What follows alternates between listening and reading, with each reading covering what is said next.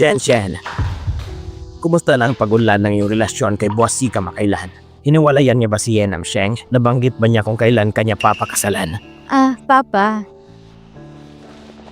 Kakatapos ng hiwalayan ni Seiya ang nakapabata kong kapatid. Paano niya ako mapapangasawa ng ganun kabilis? Tsaka, alam mo din pa, kamakailan lamang ang matandang si Madam C ay may malubang karamdaman at ospital. Walang mood si Seiya na magsalita tungkol sa kasal. Sa pangkalahatan, kailangan mong hawakan ng mahigpit si Boss D. Mabilis na magpakasal sa pamilyang C. Alam mo na, ang pamilya ay nagpalaki lamang ng mga taong kapaki-pakinabang. Huwag kang tumulat sa kapatid mo. Oo, Papa. Huwag kang mag-alala. Alam ko na yan.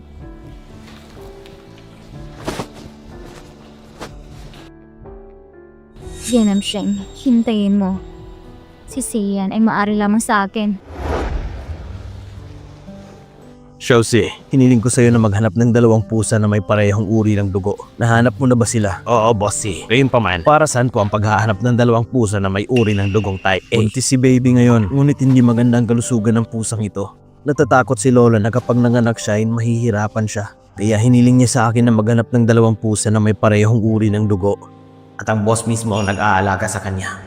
Pumirma ako ng nursing contract kay Seiyan dati. Dahil sa diborsyo, kinakailangan kong masuspindi ng ilang sandali. Anyway, natanggap ko ng pera. Ang pagluluto ko para sa kanya ay hindi nangangahulugan na may pakialam ko sa kanya. Saka, tignan sa aking opisina. Kailangan itong linisin muli. Ang mga hindi naangkop na bagay para sa pagbubuntis ay dapat ding linisin para sa akin. Masusunod, Boss C. Si baby ang priority bago manganak.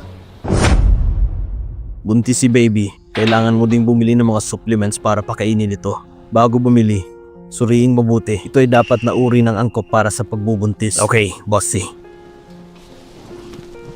At saka, ayusin ang buong opisina ko. Ano mang bagay na hindi angkop para sa pagbubuntis ay dapat itapon. Oo, Boss C. Si baby ang priority bago manganak. Totoo ang sinasabi ni Ye Shenshen. Buntis na siya sa anak ni Seiya, baby. Iyon ang matalik na pangalan. Ngunit, ngayon ay kasama ni Ye Shenshen. Bakit gusto niya pa akong lukuhin? Bakit niya pa ako pinuntahan para asarin ako? Kanina, sabi mong tumawag si Namsheng at sinabing pupunta siya dito. Nagpaalam ako sa receptionist. Kung dumating si Namsheng, papasukin siya. Boss C, okay ka lang? Ayos lang ako. Hindi magandang karamdaman mo. Nauulit ba ang sakit? Kailangan ko ba tumawag ng doktor? Hindi na kailangan. Ilang taon nang na-check up, wala namang masyadong magagawa. Kapag bumalik si Namsheng, magiging maayos na naman ang tulog ko. Hindi ko lang alam kung kailan titigil ang galit niya sa akin. Gusto niya na akong gamitin. Ipagpatuloy ang paggamot sa kanya. Seiyan, hindi ako aasa na mamahalin mo ulit ako.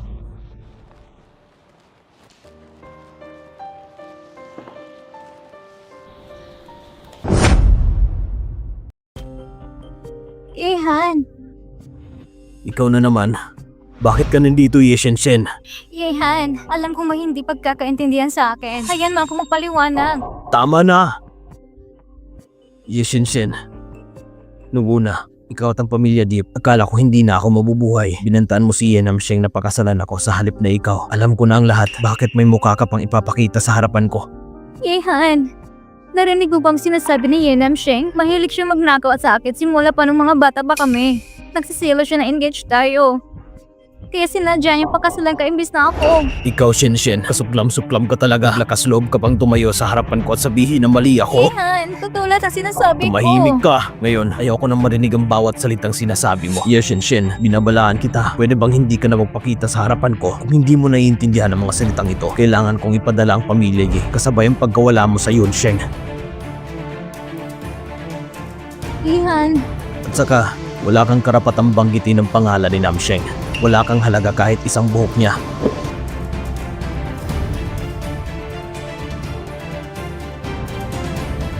Yenam Sheng, ano yung inaasahan? Inalis mo na ang nararapat ng pag-aari ko. Kung wala siya, hindi ba magiging maayos ang lahat? Hello? Meron akong mapangalan na bagay na kailangan mong gawin. Payag ka ba? Pagkatapos nito, bibigyan kita ng 5 milyon.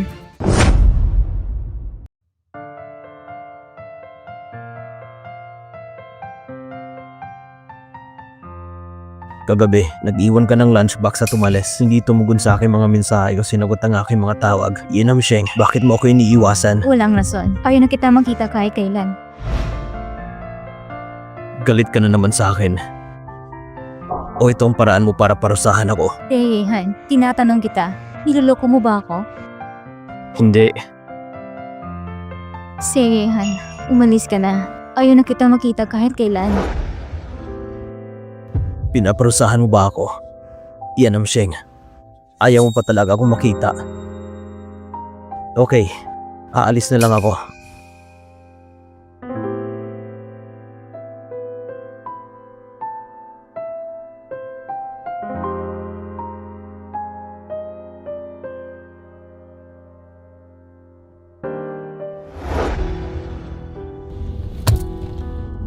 Mahirap talagang pakiusapan ng babaeng ito. Inasabi ang isang bagay at isa pang kahulugan.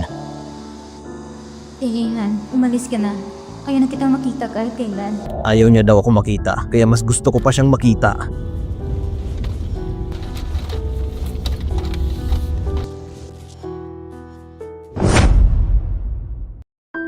Ngayon, pulang ilaw. Huwag tumawid sa kalsada.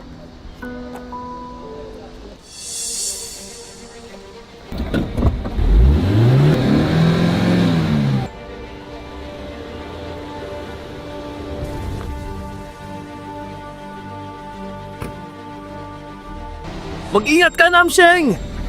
Mamatay ka.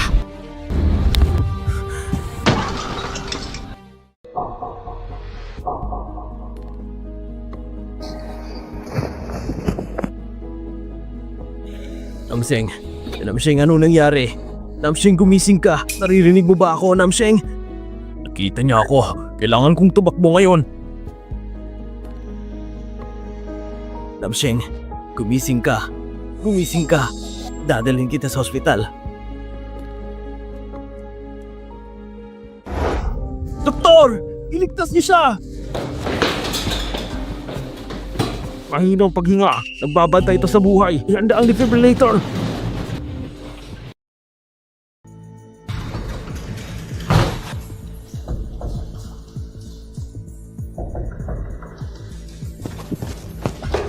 Bossy. Josie, huliin ang taong tumama kay Yenam Sheng.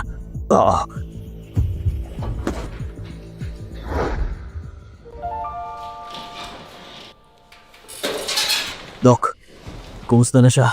Ang operasyon ay naging maayos. Nakaligtas ang pasyente sa critical na kondisyon. Gayunpaman, hindi pa rin siya nagkakamalay. Salamat, Doc. Wala ka naman.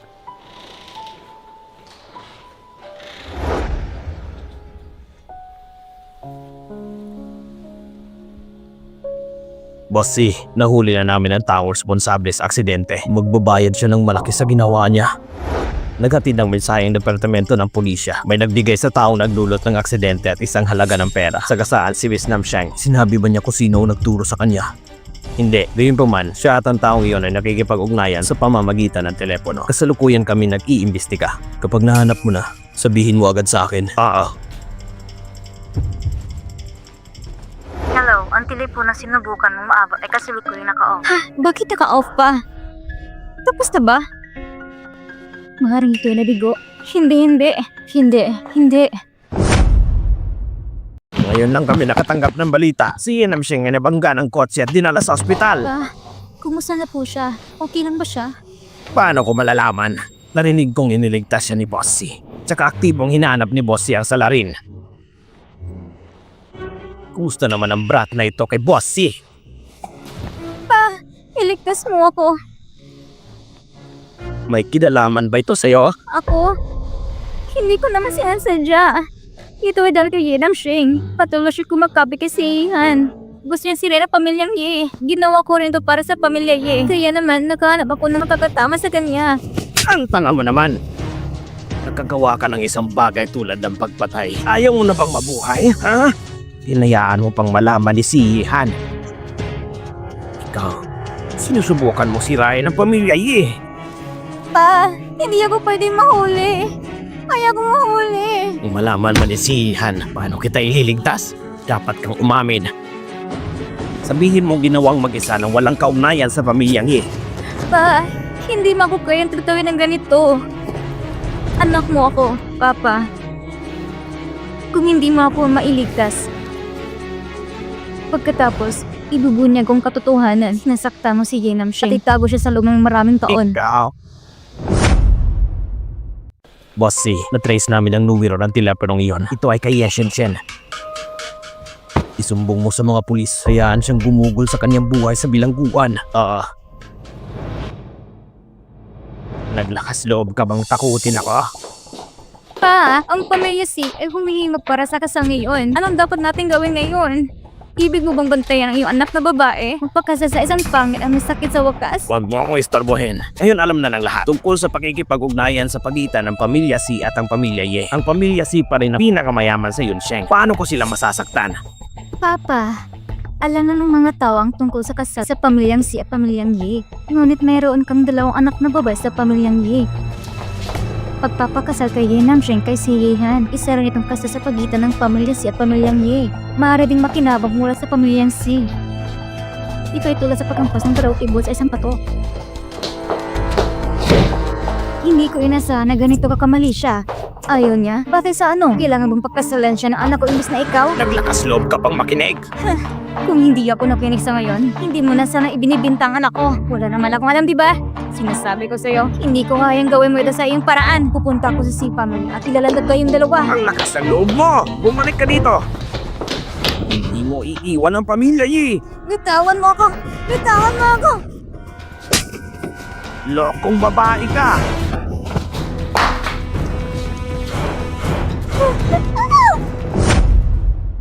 Pa, kung alam ni Yenam siya ang katotohanan tungkol sa pinsala ng kanyang ina, gagawa siya ng parang kaganti, di ba? Pa, maglakas loob ka bang ipaalam sa kanya? Oo, sabihin sa kanya. Pero may ebidensya ka ba? Patunayan mo na mamamatay tao ako. Pa, Sino si Yeshen Shen? May nag-aakusa sa kanya ng sadyang pagpatay. Mangyaring sumama sa amin para sa pagsisiyasat. Shen, kung nagkamali ka, kailangan mong tanggapin ang mga kahihinatnan. Hindi na kita maliligtas. Tara na, Yeshen Shen. wala akong ginawa. Bakit mo kinuhuli? Hindi ko ginawa ang mga bagay na yun. Bakit mo kinuhuli? Hindi ako. Siya nagputos sa akin upang gawin ang lahat ng ito.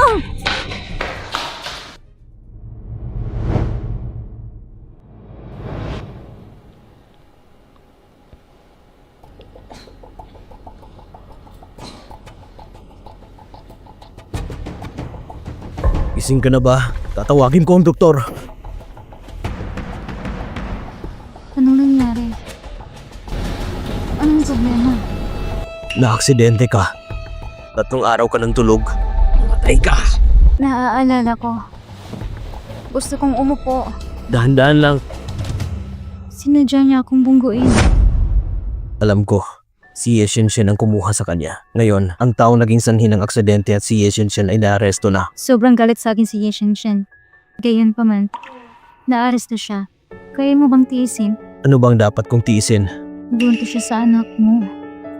Kailan ko pa siya nabuntis? 2 araw bago ako maaksidente. Sinabi mo at narinig ko hiniling mo kay Shi na bumili ng mga supplements para sa kanya. Supplements? Nakikinig ka pa ba sa akin nung tinawag ko itong baby? Ang tinutukoy kong baby ay ito. Baby? Pusa ito ng lola ko. Ang pangalan nito ay Baby. Buntis siya. Kaya pinagsabihan ko si Shi na bumili ng supplements para sa kanya. Bakit hindi ko to alam? Kaya pala nung araw na yon, ayaw mo kong magita dahil sa hindi pagkakaunawang ito. Kung wala kang sasabihin, so ayaw mo talaga akong makita. Sige, aalis na lang ako. Hindi itong ibig mong sabihin. Alam kong hindi mo yun sinasadya. Ayaw ko rin umalis. Kakakising mo lang, tatawag muna ako ng doktor.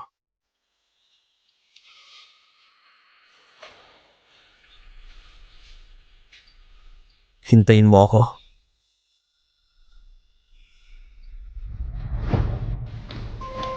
Boss C, nagpadala ng mensahe ang police station. Gusto ko makita ni Ye Shenshen ng madalian. May importante siyang sasabihin sa'yo. Wala akong masasabi sa kanya. Sabihin mo sa mga pulis, kumuha siya ng mamamatay tao. Yan ang gusto nila. Oo.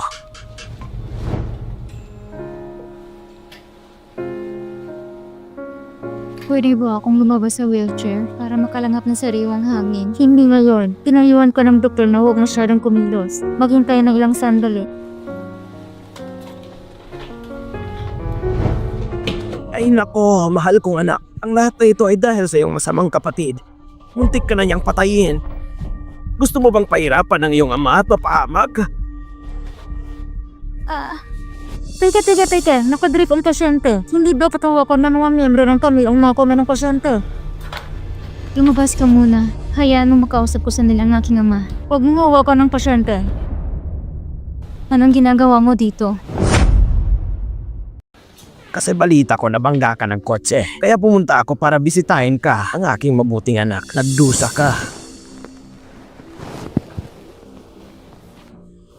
Dahil nakinig ako sa kasinungalingan ng kapatid mo, hindi kita naintindihan. Humihingi ako ng tawad sa iyo. Babawi ako sa iyo. Babawi ka? Huwag mo isangkot ang pamilya at ang nanay ko para pilitin ako. Nakadepende na ito sa akin. Bakit kita ipipilit? Ako ang ama mo. Ang aking mabuting anak. Narinig kong dinala ka ni Boss C sa ospital. At saka inaresto ni Boss C ang taong naging sanhi ng aksidente at ang iyong kapatid. At nilagay sila sa kulungan. Ito ay nagpapakita na si Siyehan ay labis na nagmamalasakit sa iyo. Ano pa bang gusto mong gawin? Huwag kalimutan na kami ni Siyehan ay nagdiborsyo. Ikaw ang nagpilit sa akin na pirmahan ito. Kahit hiwalay na, pwede pa rin kayong magkasundo. Maganda ang pakikitungo sa iyo ni Siyehan. Kaya, dapat magkasundo kayong dalawa upang bumuo ng relasyon sa pagitan ng pamilya C at ng pamilya Ye. Sa panahong iyon, umaasa ka na sa pamilyang C upang makakuha ng maraming benepisyo para sa pamilyang Ye. Tama na! Hindi lang ako nakakatulong sa pamilya Ye. Ngunit hiniling ko kay Siyehan na bilhin ang kumpanya ng pamilya Ye. Ikaw! Lumabas ka! Mabuti. Ikaw ay tunay na walang utang na loob na anak. Pagkatapos umalis sa pamilyang Ye, meron kang lakas ng loob. Manunood ako na wala na ang pamilya Ye. Papakasalan ka pa rin ba ni Siyehan?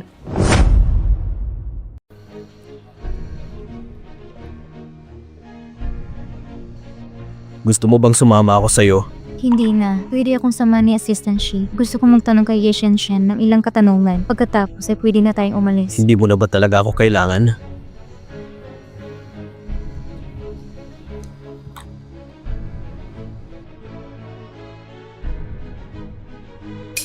Mag-ingat ka. Oo.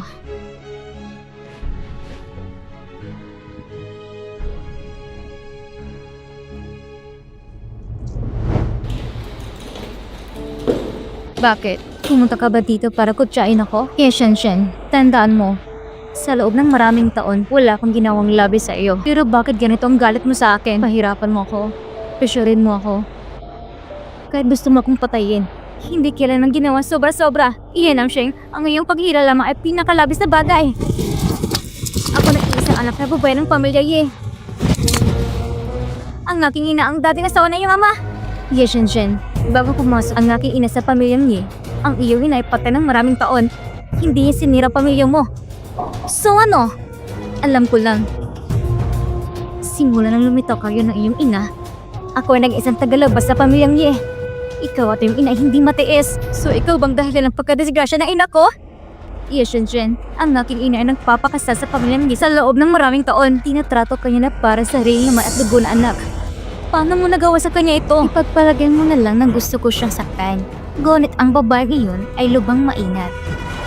Siya ay maingat bilang isang magnanakaw. Sa loob ng mahigit na 10 taon, hindi ako nagtatagumpay kahit isang beses. Ngunit sa kasamaang palad, ang gusto kong gawin ay ginawa ng iba. Sino? Oo naman, mahal naming ama yun. Iyan Sheng, hindi mo naman inaasahan yun, di ba?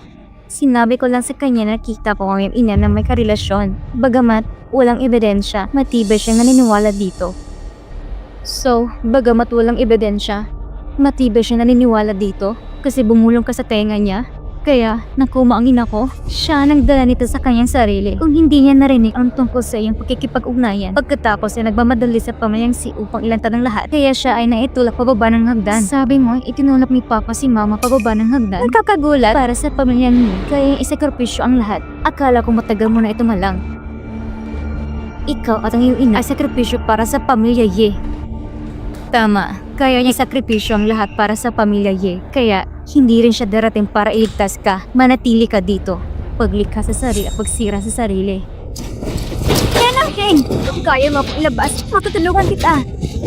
Maaari akong magpapakato para sa iyo na itinulak ang papa natin ang mama mo pababa ng hagdan. Hindi na kailangan. Hindi mapapatao ng gawa mong mali. Ang paghihiganti ng aking ina, aalamin ko. Ikaw naman, manatiling tahib at pagnilayan ang iyong sarili. Assistant Shi, tara na. Oo.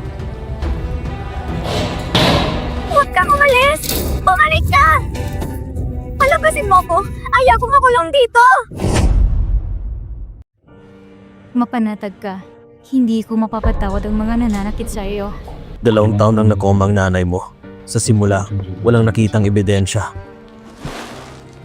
Kung gusto mo pang akusahan ng iyong ama, maghintay ka lang hanggang magising ang nanay mo. Ma! Paano nangyari sa iyo? Doktor! Doktor!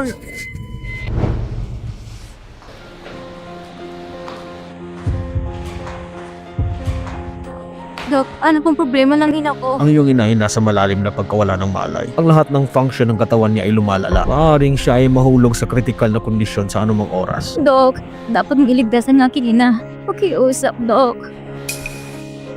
May ibang paraan. Maaaring tratuhin ang isang taong nakapasok sa isang malalim na pagkawalang malay sa loob ng maraming taon tulad ng iyong ina. Kayang gawin ito ng Obli Foreign Expert. Kung kailangan ito ng pamilya, maaari mo silang kontakin mismo. Namsheng! Namsheng! Namsheng! Gising ka na pala. Hindi ka ba komportable kahit saan? Mama ko. Ang mama mo ay nasa special care room. Wala nang problema ngayon. Ngunit huwag ka munang bumisita ng walang pahintulot. Salamat. Namsheng, gusto mo bang dalhin ng mama mo sa ibang bansa para operahan? Sasabihin ko kay Assistant Chi na maghanap ng espesyalista. Hindi ko alam.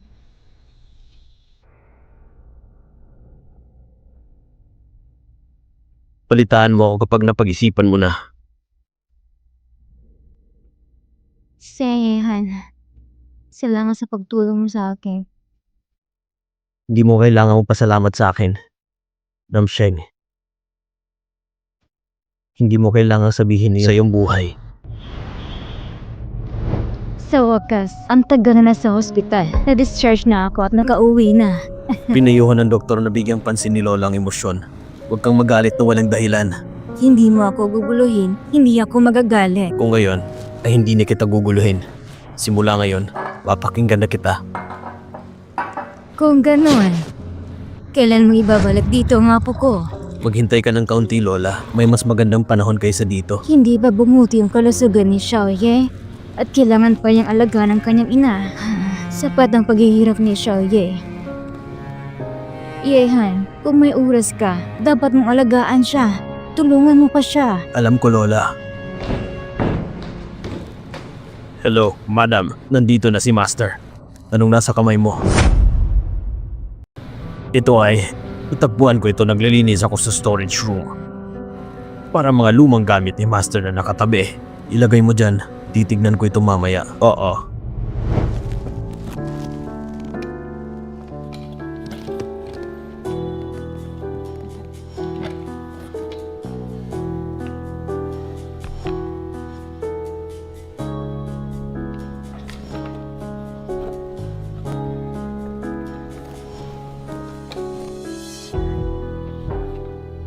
March 13, 2023. Sa wakas, tinanggap ni Namsheng ang confession ko. Mamahalin ko siya habang buhay. Sa hinaharap, anumang bagay ng mga kaugnayan sa kanya, dapat kong tandaan ang lahat. March 15, 2023. Binigyan ako ni Namsheng ng isang pares ng cufflinks. Simbolo ito ng engagement. Mamahalin ko ito habang buhay. May 29, 2023. Ngayon ang aking karawan. Binigyan ako ni Namsheng ng isang tasa. Sabi nila, ang isang tasa ay sumisimbolo ng panghabang buhay. Kailangan ko siyang pasayin habang buhay. Ito ang lahat ng aking sinulat.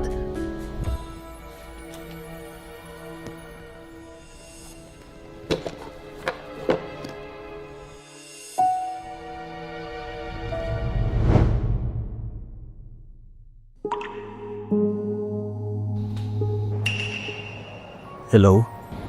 Maaari mo bang ipakita sa akin ang singsing na ito? Oo naman. Mangyari maghintay na ilang sandali.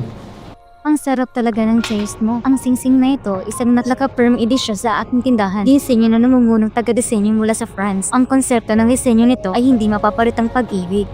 Hindi mapapalit ang pag-ibig. Balutin ang singsing na ito para sa akin. Sige.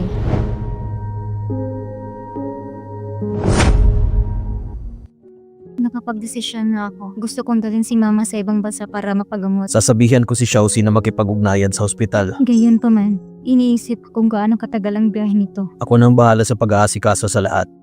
Kailangan mong alagaan ang iyong ina. Hindi mo kailangan mag-alala tungkol sa anumang bagay.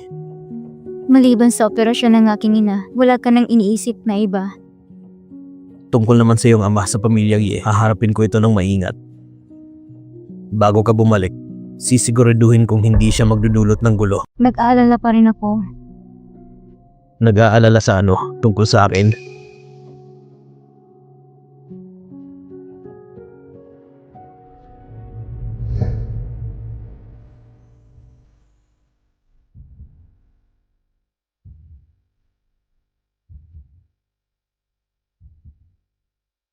Ngayon, hindi mo na kailangan mag-alala. Ito ay... Nangako ako sa'yo. Magsuot ka ng tunay na singsing sa iyong daliri. Ikaw, naalala mo na bang lahat ngayon? Pasensya na. Pagkatapos natin maghiwalay ng landas, bumalik ako sa Yunsheng tapos nagkasakit ako ng maluha. Kinalimutan ko na lahat ng nangyari sa pagitan natin. Ito ay dahilan din sa natitirang insomnia. Alam kong matagal ka nang naghintay, pero handa ako. Handa ako mabuhay para makabawi sa'yo. Kaya, Yenam Sheng, pwede mo ba akong bigyan ng isa pang pagkakataon?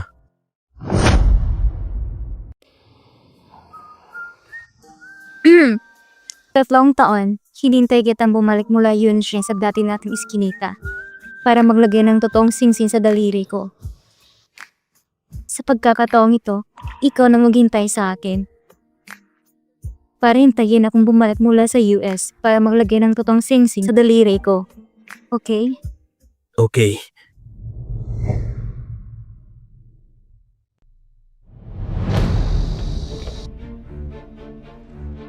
Ma! Kagagaling wala sa sakit mo. Hayaan mo akong tumawag na bang bagahe. Hindi naman ako ganito kaselan. Sa oras na ito, babalik na tayong dalawa. Hindi naman talaga natin kailangan ipaalam kay Bossy, di ba? Hindi. Pagkatapos ay naayos ng lahat, ibigyan ko siya ng sorpresa. Ngayon, dapat ba tayong pumunta sa hotel o pumunta muna sa pamilya Ye? May mga bagay na dapat matapos. Kahit hindi pa kasal ang anak ko sa pamilya si Siyen ay sobrang mapagmahal sa aking anak na babae. Balang araw, ikakasal na sila. Ang pamilya Ye at ang pamilya Si ay orihinal na isang pamilya. Hanggat binigyan mo ako ng sapat na kita, ang pakikipagtulungan ko sa pamilyang Si ay magiging isang piraso ng cake. Ganyan dapat. Sinasamantala ang relasyon ko sa pamilya Si para kumita. Pinaparamdam mo talaga sa akin na nasusuka ako? Sino? Sinasamantala ang relasyon ko sa pamilya Si para kumita. Pinaparamdam mo talaga sa akin na nasusuka ako. Sino? Ikaw? Bakit ka nandito? Kung hindi ako nandito, nasaan ako? Sa ospital? Go, itinulak mo ako pababa ng hagdan at ng lakas ng loob na gamitin ang medikal na gastusin para takutin ang anak ko? Napakasama mo talaga. Ang lakas ng loob mong pagsabihan ako. Ang sama mo. Sino ka sa tingin mo? Simula nung nagkaroon ka ng kabit, ginawa mo akong isang malaking kahihiyan. Wala akong ibang ginawa sa'yo nang ilagay ka sa koma sa loob ng 2 taon. May utang ka ba sa akin? Walang kabuluhan ang sinasabi mo. Kailan ba kita niloko? Hanggang ngayon sinisiraan mo pa rin ako. Hindi kailanman nagloko ang mama ko noon. Nagsinungaling si Yeshen siya sa iyo noon. Inamin niya sa akin ang lahat. Ginagawa niya lang ang mga kwento na ito. Wala ka talagang tiwala sa aking ina. Inaniniwalaan mo lang ang mga sinasabi ni Yeshen. Imposible! Ilang taon akong niloko ng mama mo. Palagi lang siyang nasa labas. Sigurado akong may iba siyang minamahal. Kung wala ako, saan gaya negosyo ng pamilya Ye? Sige ma, kung gusto niya tayong pagbintangan, hindi na niya kailangan ng rason para ipaliwan ang mga ito. Tara na. Teka lang. Ito ay dahil sa soil mong anak. Wanro, sa relasyon nating mag-asawa. Tama na! Ang mga salita mo ay walang halaga. Go. Gusto mo divorce tayo at gusto kita isumbong sa mga pulis na sinusubukan maging patayin sa 2 taon nang nakalipas. Ganun ka ba talaga kasama? Bago bumalik sa bansa, nagsumbong na ako sa mga pulis na ipadala ko na lahat ng ebidensya sa 2 taon na nakaraan. Sa oras na ito, siguradong malapit nang dumating mga pulis. Pa, hindi ka maaaring magtago kahit saan. Naglakas loob na tumawag ng pulis para arestuhin ako? Ako ang ama mo! Gusto mo bang tamahan ang anak mo sa harap ko? Sa tingin mo hindi ka makakula na mabilis? Ma, maupo ka muna. Pa, malamang may hindi mo alam. Mula noong 3 buwan na nakalipas, nagsimula akong bumuli ng mga share ng kumpanya ng pamilya Yi. Sa kasalukuyan, ang pinakamalaking shareholder ay ang aking ina.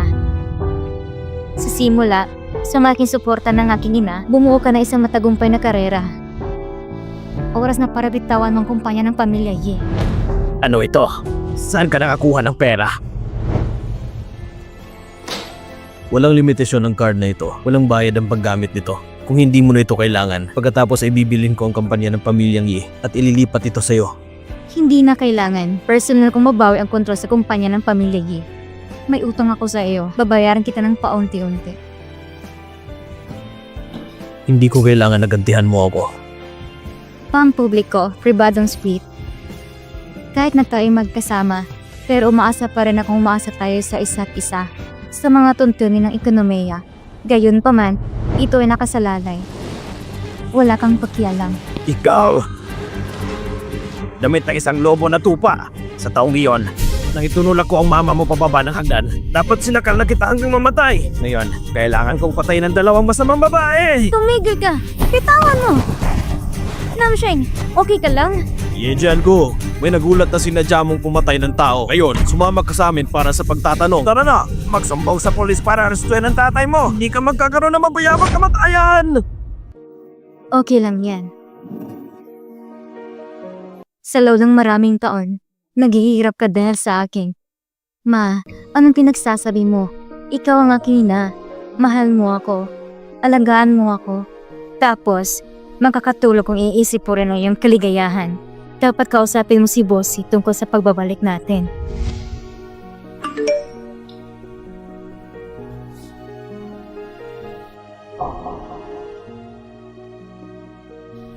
Maghintay ka lang ng kaunti. Sabi ni si Yihan, dadalo siya sa piging. Magandang pagkakataon ito para surpresahin siya.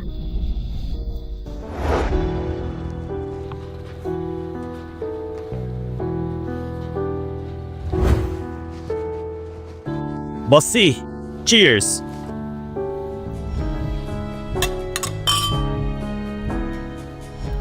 Ito ay si Boss Yu. Ang isang yun ay si Boss Zhang.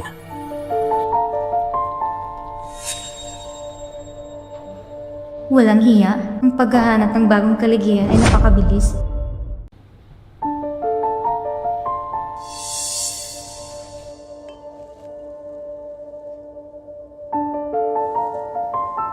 Ano? Parang nakita ko si Namsheng. Siguro nagkakamali lang ako. Wala. Sige, uminom ka. Pupunta ako doon para talakayan ang pamumuhunan sa negosyo. Okay.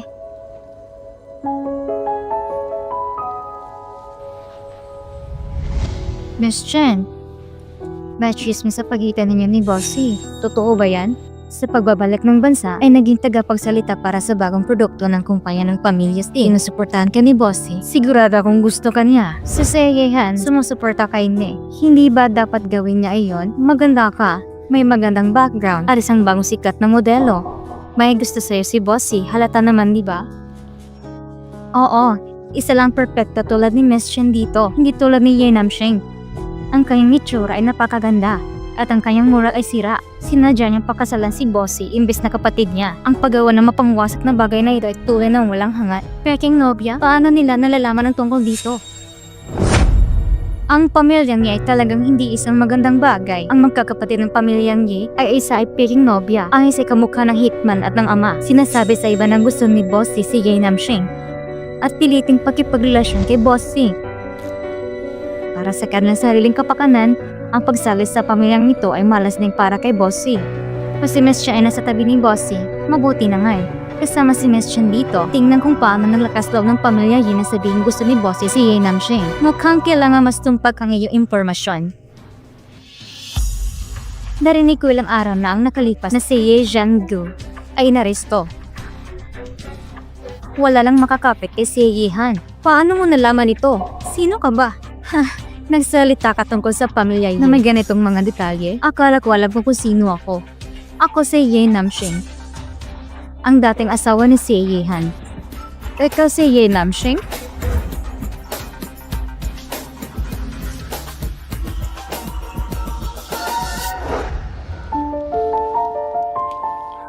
Masyadong malakas ang inumin na ito.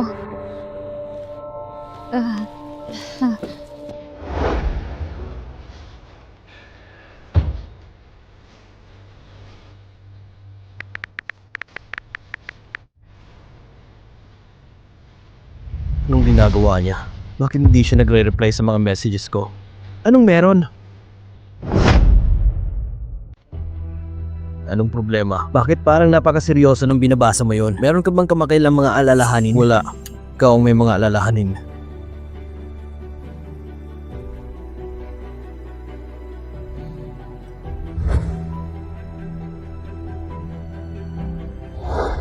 Gusto kong magkaroon ng kwarto.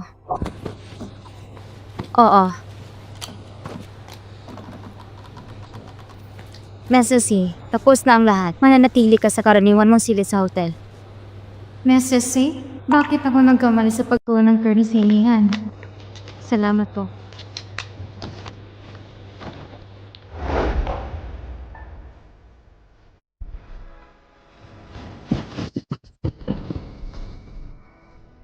Iyan ang siyang. Bakit hindi ka nagre-reply sa mga messages ko?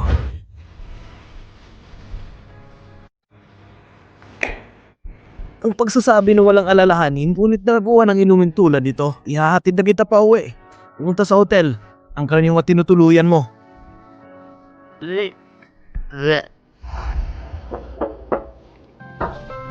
Sino yon?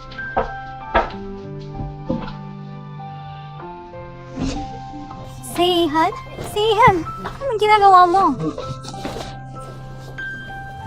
Ikaw Namshing.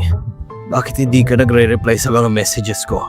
Nakahanap ka ng bagong girlfriend. Bakit pa kita re-replyan? Kailan ako nakahanap ng bagong girlfriend?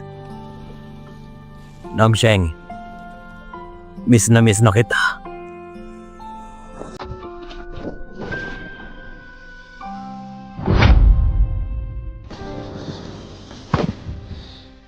Namsheng, bumalik ka na.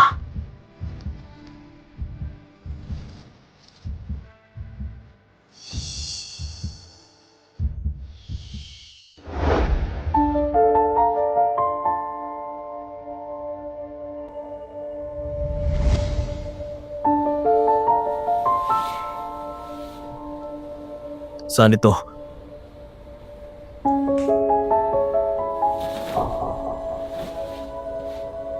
Anong nangyari kagabi? Maling tao ang nakuha ko. Bakit mo? Gising na. Noong una, nagbayad si Bossy na 1 million para sa isang gabi sa akin. Masama ang servisyo ni Bossy. Hindi matas ang teknika ng kasanayan. Wala akong 1 million. Ngunit, mayroon akong 100 dito. May 1 million sa card na to. Sapat na para bilhan ka ng gabi. Huwag ka na ulit magpakita sa harapan ko.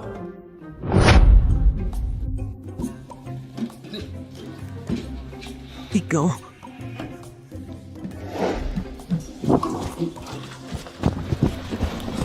Yan ang Sheng.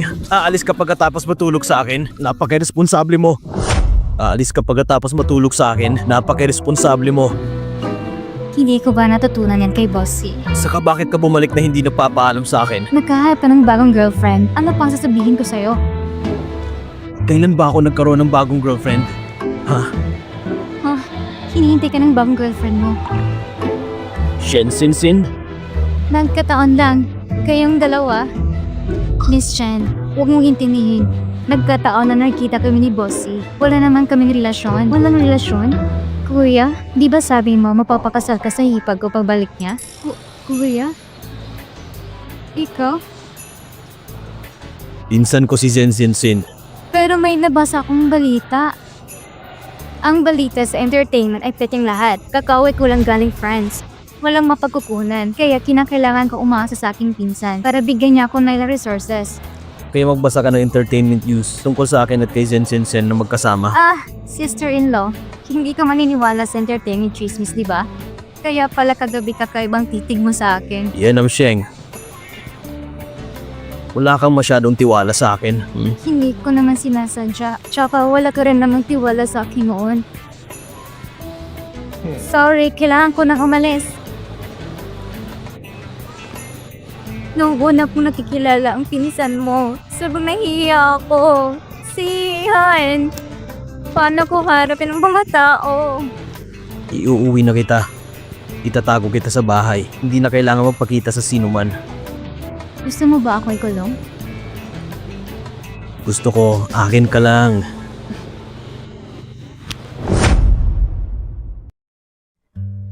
Bakit mo ako dinala dito? Naaalala mo ba ang lugar na ito? Oo naman, ilang beses na tayong dumaan sa skinita na ito. Sa loob ng 4 na taon natin sa universidad, dito din tayong unang nagkakilala. Tama. Dali-dali kang tumakbo papunta sa braso ko. Ngayon, naaalala ko. Balak mo bang tumakbo sa aking mga bisig sa unang pagkakataon na nakita mo ako? Aksidente yon. Sobrang bilis ng takbo kaya hindi ako nag-iingat. Pero gusto ko itong aksidenteng kaganapan. Dahil dito, tumakbo ka diretso sa aking mga bisig at sa aking mundo. Pero, naaalala mo may nawawala. Kaya labis kong pinagsisihan dahil nakalimutan kong pinakamahalagang pangako. Yan ang Sheng. Nangako ako sa iyo para bigyan ka ng totoong singsing. Pinaghintay kita ng sobrang tagal.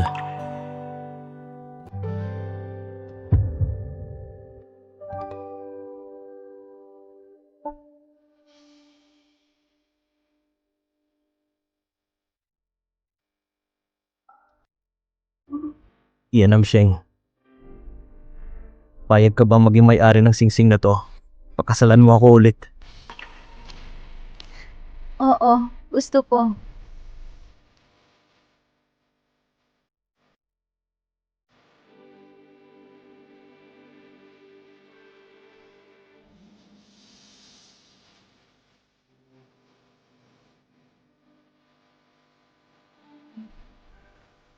Hinding-hindi kita pakakawalan. Lagi kong tatandaan ang ating pangako. Pero minsan, nawala ka. Kailangan kitang parusahan. Parusahan kang manatili sa akin habang buhay. Yes, ma'am.